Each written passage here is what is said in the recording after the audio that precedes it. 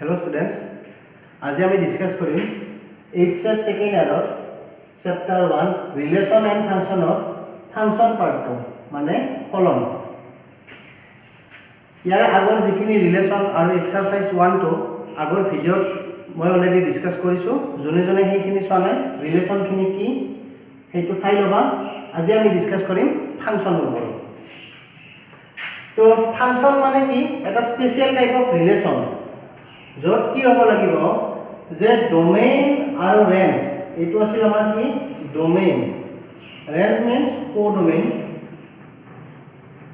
ডোমেইনৰ যিকেইটা elements কোডোমেইনত related থাকে এইটো আমাৰ কি বুলি কয় ৰেঞ্জ কয়। এটা ডোমেইনৰ ইচ এণ্ড এভৰি এলিমেন্টৰ কাৰণে প্ৰত্যেকটো এলিমেন্টৰ কাৰণে ইয়াতে কি থাকিব লাগিব আমাৰ ইমেজ থাকিব লাগিব। যিকোনো প্ৰকাৰে হওক ইয়াতে কোনো এলিমেন্ট থাকিব নোৱাৰে, খালি থাকিব নোৱাৰে। মানে আমাৰ যদি এটা ৰিলেশন f যদি আমি ফাংশন বুলি ক'ব লগা হয়, সাপোজ এটো x এটো y, x to y কি হ'ব লাগিব x ৰ ইচ এণ্ড এভৰি এলিমেন্টৰ কাৰণে, x ৰ ইচ এণ্ড এভৰি এলিমেন্ট মানে x ৰ থকা প্ৰতিটো মৌলৰ কাৰণে এলিমেন্টৰ কাৰণে y আমাৰ কি থাকিব লাগিব ইমেজ থাকিব লাগিব। মানে ইটো কেতিয়াও সাপোজ এটা সাপোজ 1 2 3 4 লিখিলো, এটা 2 3 4 5 6 লিখিলো, 1 2 2 3 3 4 সাপোজ 4 ৰ কাৰণে কোনো নাই, 4 ৰ ইয়াতে কোনো ইমেজ নাই, তেতিয়া এইটো আমি ফাংচন বুলি নকওঁ। ঠিক আছে, ফাংচন হ'ব লাগিলে কি ইয়াৰে প্ৰত্যেকটো এলিমেন্টৰ কাৰণে ইয়াতে কি থাকিব লাগিব ইমেজ থাকিব লাগিব। তো সেইটো আমি কি বুলি কওঁ ফাংচন বা ফলন বুলি কওঁ। বুজিছা তোমালোকে? এটা ফাংচনৰ কিছুমান নাম আছে স্পেশাল 1 1 1 2, তো তাৰ ওপৰত এতিয়া আমি ডিসকাস কৰিম। তো প্ৰথম কথা হ'ল কি 1 1 ফাংচন, অসমীয়াত কয় একই কি,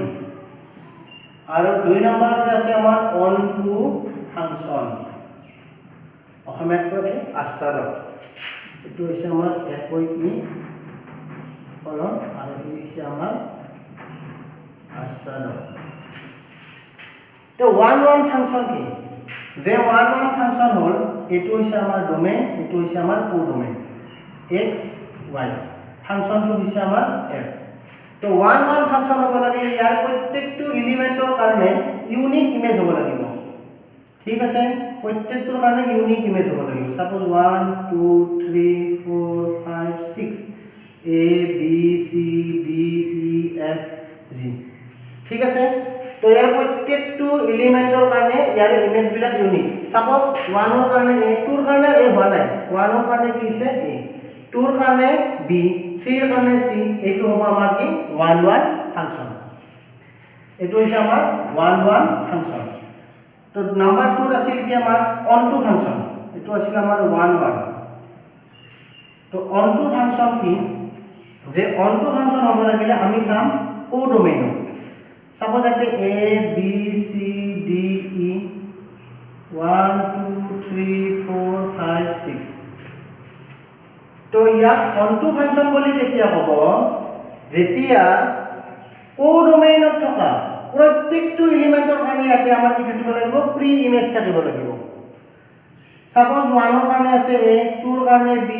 3 ৰ কাৰণে c, 4 ৰ কাৰণে d, 5 ৰ কাৰণে e, 6 ৰ কাৰণে আমাৰ কি আছে সাপোজ 6 ৰ কাৰণে e থাকিব নোৱাৰে, এইটো হ'ব নোৱাৰে। সাপোজ 6 ৰ কাৰণে ইফালে আছে আৰু আমাৰ f। ঠিক আছে, তো দেখা পালো কি ইয়াৰে কোনো এটা এলিমেন্ট আমাৰ ইয়াত খালি নাই, প্ৰত্যেকটোৰ কাৰণে ইয়াতে ইমেজ আছে। ইয়াতে অৱশ্যে এইটো 1 1 হৈছে কাৰণ প্ৰত্যেকৰে ইমেজ বিলাক কি হৈ আছে ইউনিক। অনটো হ'ব লাগিলে কি অনটো হলে আমি অকল কোডোমেইনত চাম যে কোডোমেইনৰ প্ৰত্যেকটো মৌলৰ কাৰণে এলিমেন্টৰ কাৰণে প্ৰি ইমেজ আছে নে নাই, আছে, ইয়াতে কোনো এলিমেন্টে খালি থকা নাই, তেতিয়া ইয়াক আমি কি বুলি কম অনটো ফাংচন বুলি কম। সাপোজ এই এটা হ'ব পাৰে অনটো ফাংচন, মই ডায়াগ্ৰামটো দেখাই দিছো। Suppose a b c d 1 2 3 4, suppose 1 a b 1 c 2 d 3, এটা লিখিলো e 4। তো দেখা পাইছো কি যে ইয়াৰ প্ৰত্যেকটো মৌলৰ কাৰণে ইয়াত কি আছে আমাৰ এটা এটা প্ৰি ইমেজ আছে। তো ইয়াক আমাৰ কি বুলি ক'ব অনটো ফাংচন ফাংচনত আৰু এটা কথা আছে মোৰ ক'ব ৰৈ গৈছিল তোমালোকে ফাংচনত আৰু এটা কথা মই কি কৈছিলোঁ যে ফাংচন হ'ব লাগিলে কি ইয়াৰে প্ৰত্যেকটো মৌলৰ কাৰণে কি থাকিব লাগিব ইমেজ থাকিব লাগিব কোনেও এটা খালি থাকিব নোৱাৰে তো এইটো আছিল আমাৰ কি ফাংচন লগতে এটা কথা ইয়াৰে প্ৰত্যেকটো ইমেজৰ কাৰণে এটা ইউনিক হ'ব লাগিব ই যায় ইয়াতে যদি কৰে তেতিয়া কিন্তু এইটো আমাৰ ফাংচন নহয় কাৰণ কিয় যে এটা সাপোজ এক্সাম্পল ললো fx ইকুৱেল ললো আমি x + 1 ঠিক আছে তো আমি যদি ফাংচনটো আমি এনেকৈ ডিফাইন কৰো fx ইকুৱেল x + 1 যত f of x to y এই এটা ফাংচন যে f of x to y যাক আমি ডিফাইন কৰিছো f of x equal x + 1 যত x ইকুৱেল লিখিলো আমি 1 2 3 4 y ইকুৱেল লিখিলো আমি 1 2 3 4 5 6 7 তো যেতিয়া আমি এক ডায়াগ্ৰামত শো কৰিম ডায়াগ্ৰামত শো কৰোঁতে মানে 1 2 3 4 1 2 3 4 5 6 7 তো 1 পুট কৰিলে 1 + 1 2 2 পুট কৰোঁতে 3 যেতিয়া 3 পুট কৰিম 3 + 1 4 যদি আমি 4 পুট কৰোঁ 4 + 1 5 ঠিক আছে এটা কোনো কাৰণত 1 ৰ লগত 1 প্লাস কৰিলে 2 আৰু 1 প্লাস কৰিলে বেলেগ এলিমেন্ট আহিব নেকি 1 ৰ লগত 1 প্লাস কৰিলে হলে 2 আহে গতিকে সেই ক্ষেত্ৰত এটো এটা আমাৰ কি হ'ব ফাংচন আৰু মানে মই কি কথা ক'ব চাইছো যে ফাংচনৰ ক্ষেত্ৰত কি হ'ব লাগিব যে প্ৰত্যেকটো মৌলৰ কাৰণে ডোমেইনত থকা আদি ক্ষেত্ৰত থকা প্ৰত্যেকটো মৌলৰ কাৰণে ইমেজটো সদায় কি হ'ব লাগিব ইউনিক হ'ব লাগিব লগতে ইয়াৰে কোনো এটা এলিমেন্ট কিন্তু খালি থাকিব নোৱাৰে তেতিয়া ইয়াক আমি কি বুলি কম ফাংচন বুলি কম আৰু 1 1 আৰু অনটো ফাংচনটো কিন্তু ভাল ধৰণে জানিব লাগিব কাৰণ নেক্সট এক্সাৰসাইজটো আমাৰ এখানে ইউজ হ'ব এতিয়া এক্সারসাইজ 1.2 আমি স্টার্ট করব এক্সারসাইজ 1.2 তো ফার্স্ট কোশ্চেনটো দিয়া আছে যে এটা ফাংশন দিছে আমাক কোশ্চেনটো মই ফুলমুলকে লিখি দিছো তোমালোকে বুকত চাই লবা f of r star to r star যত ফাংশনটো ডিফাইন কৰা আছে যত ফাংশনটো দিয়া আছে f of equal 1 by x তো আমি শো কৰিব লাগে যে এই ফাংশনটো আমাৰ 1 1 লগতে এই ফাংশনটো আমাৰ 1 2 এই দুটা আমি শো কৰিব লাগে এই যেটো ফাংশন আছে ইয়াতে r star কি r star হচ্ছে সেট এটা যে কি রিয়েল নাম্বার যত আমাৰ কি নাই 0 to নাই ঠিক আছে যত রিয়েল নাম্বার 0 to নাই 0 কিয় নাই কারণ তুমি যদি এটা 0 পুট যদি থাকিল হয় যদি জাস্ট রিয়েল নাম্বার দিলে হয় তাহলে আমি এটা নিশ্চয় 0 পুট কৰিব পাৰিম f of 0 মানে কি হ'ব 1/0 কি হ'ব নট ডিফাইন যাৰ কাৰণে ইয়াতে আমাৰ কি 0 to নাই বুলি অলৰেডি কোশ্চনত দি দিছে এটা চাবা ইয়াত যদি প্ৰথমতে আমি 1 1 ডিফাইন কৰিব লাগে একই কি 1 1 তেতিয়া এটা তুমি এটা কথা কোৱা যে ইয়াতে তুমি জি বহাব ইয়াৰে যেটো ৰেসিপ্ৰকেল পাবা সেইটো ইউনিক হ'ব যদি এটা তুমি 2 পুট কৰা তেনেহলে 1/2 3 পুট কৰিলে 1/3 এতিয়া তুমি যদি এটা 1 পুট কৰিলে কিমান পাবা 1/1 9 পুট কৰিলে 1/9 এটা এই 1/9 পোৱাৰ কাৰণে এটা 9 ৰ বাহিৰে বেলেগ এলিমেন্ট বহালে হ'ব নেকি নহয় তুমি 9 বহালেহে 1/9 পাবা হয় না নহয় কাৰণ এটা x ৰ প্ৰত্যেকটো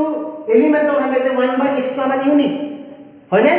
2 পুট কৰিলে তুমি কিমান পাইছা 1/2 এটা এই 1/2 পোৱাৰ কাৰণে তুমি এটা বেলেগ মূল্য বহালে নহব তুমি 2 এ পুট কৰিব লাগিব 2 ৰ কাৰণে 1/2 ফিক্স ৰিজাৰ্ভ যেনকে -3 ৰ কাৰণে এটা কিমান লিখো -1/3 এই -1/3 টো -3 ৰ কাৰণে ৰিজাৰ্ভ যদি তুমি ডোমেইনত যদি তুমি 1/5 পুট কৰা তেনেহলে এটা কিমান পাবা 1/1/5 মানে কিমান পালো 5 তো 1/5 পুট কৰিলে কিমান পাম 5 পাম তো দেখা গৈছে প্ৰত্যেকটো মৌলৰ কাৰণে ইয়াৰে যেটো ইমেজ ইউনিক বুজি পাই আছো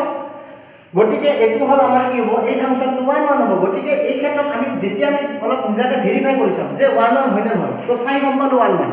এটা তুমি যেহেতু রিয়েল নাম্বার কৈছে গটিকে ইয়াত নাম্বাৰৰ শেষ নাই ইনফাইনাইট নাম্বাৰ আমাৰ আছে ইয়াতে গটে তাৰে কাৰণে আমি কি লিখিম let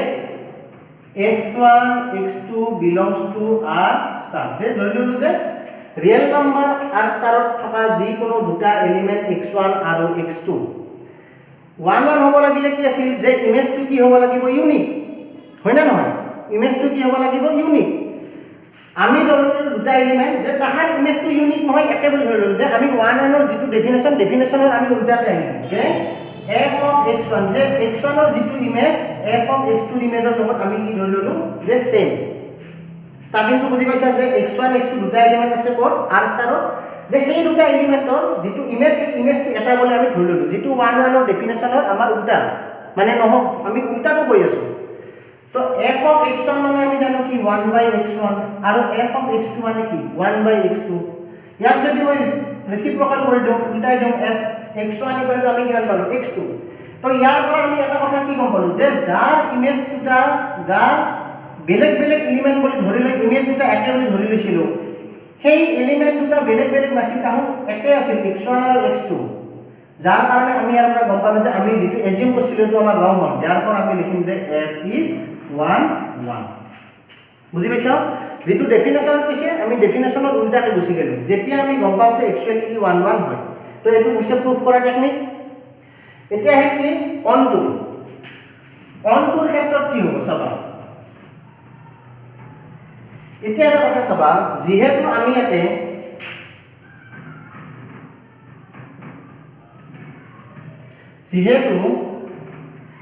আমি এটা প্ৰত্যেকটো এলিমেন্টৰ কাৰণে এটা আমি কিমান পাইছো 1/x যদি এটা x পাইছো তেনেহলে এটা আমি পাইছো 1/x 5 লতে 1/5 পাইছো তেনেহলে ইয়াৰে প্ৰত্যেকটো এলিমেন্টৰ কাৰণে ইয়াৰে ৰেচিপ্ৰকাল নিশ্চয় ইয়াত থাকিবই লাগিব সাপোজ মই এটা ললো না -3 তো এটা -3 পাব লাগিলে এটা কি থাকিব লাগিব -1/3 আর -1/3 যদি এটা লং তেনেহলে 1/-1/3 যদি লং 1/-1/3 লং তো 3 টু ৰেচিপ্ৰকাল হৈ কিমান পালো -3 তো আমি কি গম পালো যে ইয়াৰে প্ৰত্যেকটো এলিমেন্টৰ কাৰণে এটা নিশ্চয় আমাৰ কি থাকিব লাগিব ইমেজ থাকিব লাগিব মানে প্ৰি ইমেজ থাকিব লাগিব গটিকে যেহেতু গম পালো আমাৰ একো অনটো গটিকে ইয়াতে আমি কি কৰিম যে এটো আছিল আমাৰ কি ডোমেইন এটো আছিল আমাৰ কোডোমেইন ডোমেইনত আছিল আমাৰ r স্টাৰ কোডোমেইনটো আমাৰ এটো আছে কি r স্টাৰ ফাংশনটো আছিল আমাৰ কি f গটিকে লম কি যেহেতু অনটো ফাংশনটো ডিফাইন কৰিব পৰা কৰিছিল যে আমি কোডোমেইনৰ পৰা আমি হতে কাক চাও ডোমেইনক চাও যে আমি লম কি লিখিম for any element y belongs to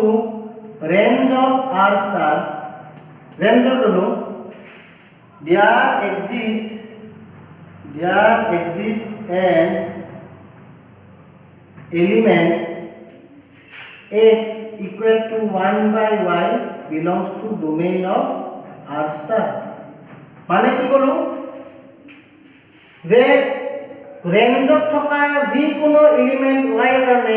কোডোমেইনত এটা এলিমেন্ট কি থাকিব x থাকিব মানে x মানে কি 1/y থাকিব তো এই হয়রা আছে না নাই চেক করব যেহেতু x ইকুয়াল 1/y টু ইয়াৰে এলিমেন্ট তো আমি জানো যে fx ইকুয়াল জানো কি 1/x এটা কাম করো যে fx ইকুয়াল 1/x গটিকে আমি f অফ এটা লিখো 1/y যেতিয়া 1/y পুট কৰিম 1/y এতে x ৰ ঠাইত 1/y লিখছো গটিকে এটো লম আমি 1/y তো ৰেচিপ্ৰকেল যেতিয়া লম দেয়ালে y পাই গলো আৰু এই y টো एक्चुअली লৈছিলো ক'ত আমি ৰেঞ্জত লৈছিলো আৰু সেই y টো পালো which is belong to range of r star গটিকে গম পালো কি যে কোডোমেইনত থকা each and every এলিমেন্টৰ কাৰণে আমাৰ ডোমেইনত আমাৰ এটা যি কোনো এটা ইমেজ ইয়াতে থাকিবই গটিকে ইয়াৰে পৰা আমি গম পালো যে f2 হল 1 1 আৰু on2 তো ইয়াৰ পাছত নেক্সট আৰু লগতে আৰু কোৱেশ্চন আৰু এটা দিছে যদি আমি এইটো যদি যেটো ডোমেইনটো যদি চেঞ্জ কৰি r স্টাৰৰ কাৰণে যদি নেচাৰেল নাম্বাৰ n লওঁ তেনেহলে আমাৰ এই ফাংশনটো আমাৰ কি কৈছে 1 আৰু on2 হল হয় না নহয় আমাক চেক কৰিব কৈছে ঠিক আছে আমি এটা কাম কৰো এবাৰ আমি ইয়াতে এইখিনি ঠাইত ললো আমি ডোমেইনত ললো জাস্ট নেচাৰেল নাম্বাৰ n তো নেচাৰেল নাম্বাৰ n লোৱাৰ লগে লগে বাকিখিনি ঠিকে থাকিব যে আমি লিখিম f of n to r star define f of x equal 1/x তো ইটো 1 1 হ'ব নো ডাউট কিয় कारण এটা 1 পুট কৰিম 1/1 1 ইয়াতে পাম 2 পুট কৰিম 1/2 3 পুট কৰিম 1/3 4 পুট কৰিম 1/4 গটিকে ই 1 1 হয় কেনেকৈ প্ৰুভ কৰিব লাগে অলৰেডি যেটো আগত কৈছো সেইটো নিচিনা কৰি হ'ল জাস্ট লিখিম যে x1 x2 belongs to natural number n f of x1 equal to f of x2 যিখিনি প্ৰুভ কৰি দিছিলো চাই লবা ঠিক একে টেকনিকত এইটো কৰিব লাগিব এতিয়া অনটোৰ ক্ষেত্ৰত চাবা অনটো যে নহয় জাস্ট আমি এটা এক্সাম্পল দি দেখাই দিলে হ'ল মই কি কৈছিলো অনটো যদি হয় তেতিয়া আমি লোৱা টেকনিকটো কি আছিল যে এটা এলিমেন্ট লম এলিমেন্টটো লৈ এটা আমি দেখাই দিম আমি প্ৰুফটো কৰা আছিল এটা অনটোৰ ক্ষেত্ৰত যেহেতু ই আমাৰ অনটো হয় না আমি চেক কৰিম যেহেতু এটো কি আছিল কোডোমেইনটো কি আছিল r স্টাৰ কোডোমেইনটো আছিল কি আমাৰ r স্টাৰ যত আমাৰ 0 টু নাই বাকি প্ৰত্যেকটো ৰিয়েল নাম্বাৰে আছে তেনেহলে এতে নিশ্চয় আমাৰ ৰিয়েল নাম্বাৰ আমি যদি চাও এতে 3 2 টো আছে হয় না 3 2 কোডোমেইনত আছে না যেহেতু ৰিয়েল নাম্বাৰ ইয়াতে যদি 3 পাবা লাগে তেনেহলে এটা আমি কি পাবা লাগিব 1/3 হয় না নহয় f of 1/3 পুট কৰিলে এটো কি হ'ব 1/1/3 ইকুয়াল আমি কিমান পাম ইকুয়াল আমি কিমান পাম 3 গতিকে এটো 3 টো আমাৰ আছিল এটো গতিকে নিশ্চয় ইয়াতে আমি কি পাব লাগিব এটো 1/3 পাব লাগিব কিন্তু 1/3 টো ইয়াতে আছে নাই কাৰণ এটো কি নাম্বাৰ বুলি কৈছে নেচাৰেল নাম্বাৰ গতিকে আলটিমেটলি কোডোমেইনত থকা 1 2 3 এই বিলাক নাম্বাৰৰ কাৰণে ইয়াতে কোড ডোমেইনত আমাৰ কোনো ধৰণৰ ফ্ৰী ইমেজ নাই যেহেতু নাই কি অনটো নহয় গতিকে আমি গম পালো যে যদি ইয়াত আমি নেচাৰেল নাম্বাৰ পুট কৰো তেনেহলে এটো আমাৰ ফাংচনটো অনটো নহয় 1 1 কিন্তু হয় এবাৰ তোমালোকে নিজে একবাৰ ট্ৰাই কৰবা যদি হোল নাম্বাৰৰ ক্ষেত্ৰত লও w লও আৰু এটা যদি r স্টাৰ লও তেতিয়া ই 1 1 অনটো আৰু 1 1 হয় নে নহয় তোমালোকে চেক কৰি চাবাচোন আৰু কমেন্টত জনাই দিবা হয় নে নহয় ঠিক আছে তো আজি এইখিনি হ'ব এক্সাৰসাইজ জাস্ট পাঁচ কোৱেশ্চন তোমাৰ কৰিলো তোমালোকক আইডিয়া দিলো লগতে আৰু এটা কথা মই টেকনিকটো এটা কৈ দিছো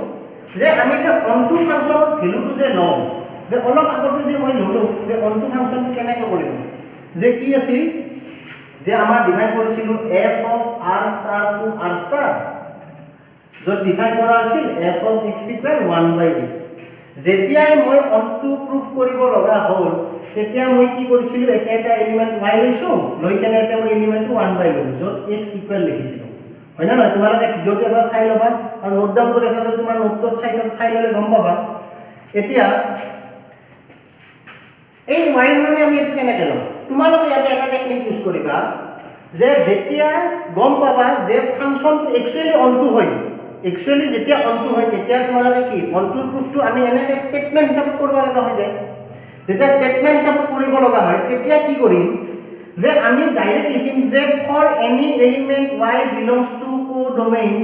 কোডোমেইন মানে ৰেঞ্জ অফ r স্টাৰ যেটো স্টেটমেন্ট লিখিলো তাৰ পাছত আমি কি কৰিম ক্যালকুলেশন এটা জাস্ট আমি নিজাকে কৰিম এটো শো কৰিব লগা নাই এই f of x ৰ জায়গাত তুমি f of x মানে আমি জানো কি y হয় না নহয় এটা লিখিলো আমি 1/x জাস্ট